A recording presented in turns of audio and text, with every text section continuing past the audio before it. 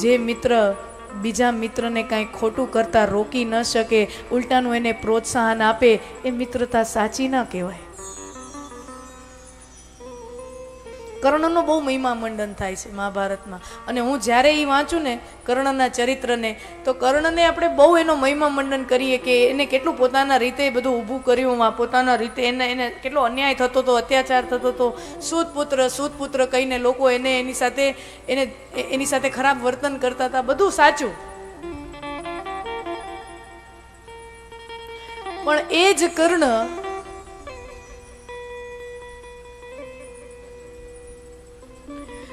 કુરુસભામાં જ્યારે દ્રૌપદીની લાજ લૂંટાઈ રહી છે, ત્યારે એ જ કર્ણ દુર્યોધનને રોકતો નથી, ઉલટાનો એને પ્રોત્સાહિત કરે છે કે તું કર આગે બઢો, મેં તુમ્હારે સાથ હું, આગે બઢો મેં તુમ્હારે સાથ. ઈ કર્ણ છે. પ્રસંગ વાંચો તો ખ્યાલ આવે. અને અમુક વસ્તુ તો વ્યાસપીઠની મર્યાદામાંથી અમારાથી બોલાય નહીં.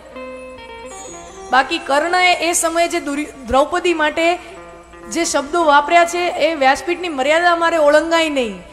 અને એવા શબ્દો ભરી સભામાં કર્ણ ઉચ્ચારે છે મિત્ર દુર્યોધનને ઉકસાવવા માટે કે દ્રૌપદી સાથે તો આ ચાલે, વાંધો નથી. તો એસી મિત્રતા ક્યાં કામની? એવી મિત્રતા શું કામની? તમે કઈ ખોટું કરતા હો ને તમારો મિત્ર તમને રોકે નહીં, ઉલટાનો તમને સહકાર આપે કે હા કર. ના, મિત્ર હાચો મિત્ર એને કહેવાય. મને ઘણા પૂછે ને, આ મારો અંગત મંતવ્ય ને, આઈ એમ ટુ માય ઓન ઓપિનિયન. દરેક માણસને પોતાના મંતવ્યોનો અધિકાર. મને કોઈ એમ કહે ને કે દુર્યોધન ને કર્ણની મિત્રતા સાચી, મને એમ લાગે નકરો સ્વાર્થ જ ભળ્યો છે. કર્ણને દુર્યોધનની અંદર લાલચ છે ને દુર્યોધનને કર્ણની અંદર લાલચ છે. લાલચમાં બે ભેળા છે, મિત્રતા જેવું કાંઈ છે નહીં. સમજી લેજો. બેયને એકબીજામાંથી સ્વાર્થની પૂર્તિ થાય છે. કર્ણની શું સ્વાર્થ પૂર્તિ? મને રાજા બનાવ્યો, ટુકડો નાખી દીધો, હે એક ટુકડા ડાલ દિયા તો मैं उसका गुलाम हो गया. અને દુર્યોધને ટુકડો હું કામ નાખ્યો? કે ગોગદી વાંધો પડશે તો કામ આવશે. પ્રેમ નથી મિત્રતાનો. સાચો મિત્રતા હોય ને, મહાભારતની સાચી મિત્રતા એ દુર્યોધન કર્ણની નથી. મહાભારતની સાચી મિત્રતા એ શ્રી કૃષ્ણ અને અર્જુનની છે. શ્રી કૃષ્ણ અને અર્જુનની છે. એમાં અર્જુન ખોટો નિર્ણય લે છે ને ભગવાન તરત એનો કાન પકડે છે, પાછો વળ. મહાભારતના પહેલા જ દિવસે ગાંડીવને હેઠું મૂકી દે છે અને કહે છે કે મારાથી લડાતું નથી. અને ત્યારે ભગવાન કહે છે કે તું ક્ષત્રિયનો દીકરો છો, વીર યોદ્ધા છો, તારા હાથમાં ગાંડીવ શોભાયમાન છે, આટલા અસ્ત્રો શસ્ત્રો તારી પાસે છે, અને હવે તું ઢીલો પડી જાય છે.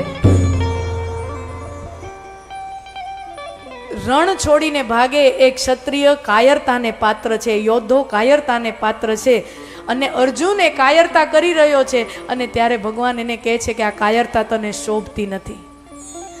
ત્યાજ્ય હૃદય દૌર્બલ્યમ, આ તારી હૃદયની જે દુર્બળતા છે ને એને ત્યાગ કરી દે. અને અર્જુન ખોટો નિર્ણય લેતો હતો ને એને પાછો સાચા નિર્ણયમાં વાળ્યો છે. अगर तुम्हें गलत रास्ते पर से सही रास्ते पर कोई ना ले जाए समझ लो मित्र नहीं है.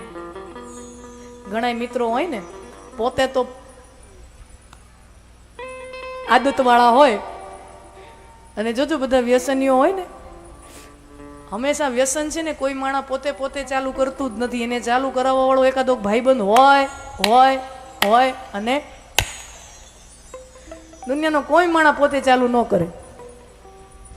કારણ કે મા બાપે તો સંસ્કાર એવા જ આપ્યા હોય ને. હા, વળી ઘણા એવા હોય કે બાપા જેવા હોય, બાપાએ ઘણા પિતાઓ અમને મળવા આવે ને ઉતારામાં ક્યાંક હોય તો કથાઓમાં જ્યાં જતા હોય તો ત્યાં ઘણા લોકો મને મળવા આવે અને કે બસ એવા આશીર્વાદ ભગવાનના અમારા બન્યા રહે કે મારો દીકરો મારા જેવો ન થાય.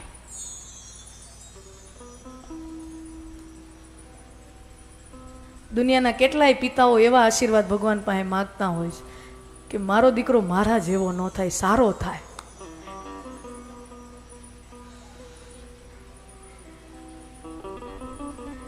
हाँ, तो ऐसा क्या मित्र काम का कि जो व्यसन के दलदल में फंस चुका है, ई कादव में पड़્યો છે અને ઈ તો પડ્યો છે ને મેલો થયો છે. આપણું બાવડું જાળીને આપણે તો સરસ મજાના સફેદ કપડાં ઇસ્ત્રી ટાઈટ પહેર્યા, ઈ તો મેલો થયો ઈ થયો.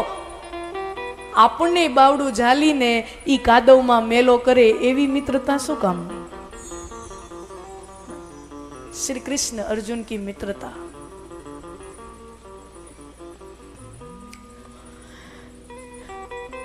હે અંગરાજ, તને જો ક્ષમા જોઈતી હોય ને તો એક કામ કર. પ્રભુ તમે કયો ઈ કરું, તમે કહેતા હોય તો મારો શરીર આપી દઉં. ભગવાન કે શરીર દેવાની એટલી ઉતાવળી કરમાં, ટાણું આવશે ને તો તમારા બધાને દેવાના જ છે. એ તું ઉતાવળી કરમાં, ટાણું આવશે. પણ તારી પાસે અત્યારે હું માગું છું કે એવું હોય ને તારે ક્ષમા જો જોઈતી હોય તો એક કામ કર. હું અહીંયા હસ્તિનાપુરમાં આવ્યો છું ને, મને પાછો હસ્તિનાપુરની આ સરહદ હું વટાવું ને ત્યાં સુધી તું મને રથમાં બેસીને મને વળાવવા મારી સાથે આવ.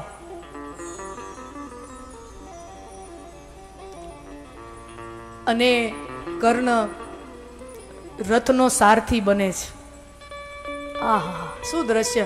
અને કોઈ મોટો માણસ આપણી ગાડીમાં બેહે ને તો ડ્રાઈવરને હેઠો ઉતાર દેવાય. આપણે ગાડી કર્ણ છે એ રથમાં જે સારથી બેઠો છે એને હેઠો ઉતારી દે છે કે તું હેઠો ઉતર, હું સારથી બનીશ. કોઈ મોટો માણસ દ્વારકાધીશ જેવો મોટો માણસ આપણે ગાડીમાં બેસતો હોય, ડ્રાઈવરને ઉતારી દીધો, કર્ણ પોતે ગાડી ચલાવવા બેસી જાય.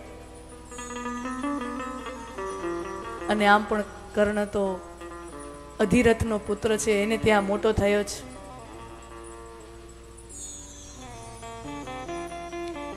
અને બરાબર હસ્તિનાપુર નગરની બહાર ગાડું પહોંચ્યું, રથ પહોંચ્યું અને વન વિસ્તાર શરૂ થયો.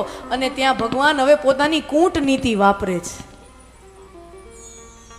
ભગવાન પોતાની કૂટનીતિ વાપરે છે. સામ દામ દંડ ભેદ, અને એ ભેદ નીતિનો અહીંયા ઉપયોગ કરે છે કે દુર્યોધનને કર્ણની વચ્ચે ફૂંટ પાડી દઉં, એને બેને નોખા કરી દઉં તો આ યુદ્ધ બચી જશે.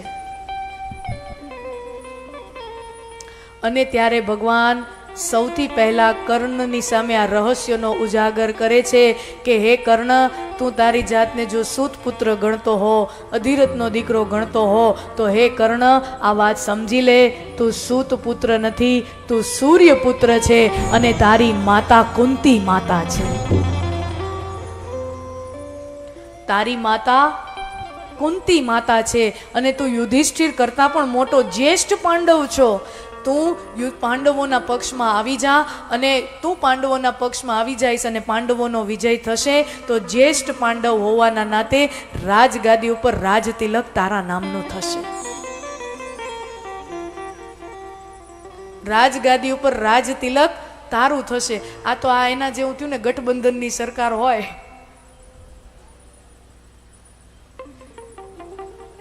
બહુ મેજોરિટી ન આવે ને જે જોડતોડ કરીને માંડ ભેળું થાય તો પછી જે મુખ્ય મંત્રાલય હોય એના માટે કેવી પડાપડી થાય. રેલવે જોઈએ, ફાઇનાન્સ જોઈએ, જે દૂધણી ગાયો હોય,